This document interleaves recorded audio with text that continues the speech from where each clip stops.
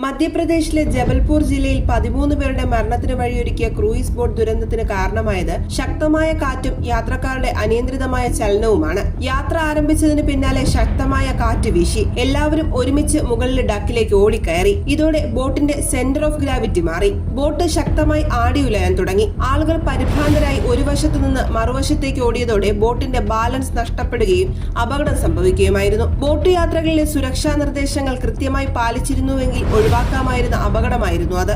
യാത്രയ്ക്ക് മുൻപ് കാലാവസ്ഥാ മുന്നറിയിപ്പുകൾ ശ്രദ്ധിക്കുക. യാത്രയിലുടനീളം ലൈഫ് ജാക്കറ്റുകൾ ഉപയോഗിക്കുക.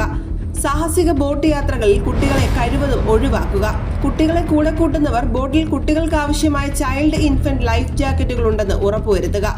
ജീവൻ രക്ഷാ ഉപകരണങ്ങൾ ഉപയോഗിക്കേണ്ട രീതി ജീവനക്കാരിൽ നിന്നും കൃത്യമായി മനസ്സിലാക്കുക. അപകട സാധ്യതയുണ്ടായാൽ പരിഭ്രാന്തരാകുകയോ ബോട്ടിന്റെ ഒരു വശത്തേക്ക് നീങ്ങുകയോ ചെയ്യാതെ ബോട്ടിലെ ജീവനക്കാർ നൽകുന്ന നിർദ്ദേശങ്ങൾ കൃത്യമായി പാലിക്കുക. ബോട്ടിൽ യാത്രക്കാരെ കുത്തിനിറയ്ക്കുന്നത് ശ്രദ്ധയിൽപ്പെട്ടാൽ അധികാരപ്പെട്ടവരെ ഉടനടി വിവരമറിയിക്കുക.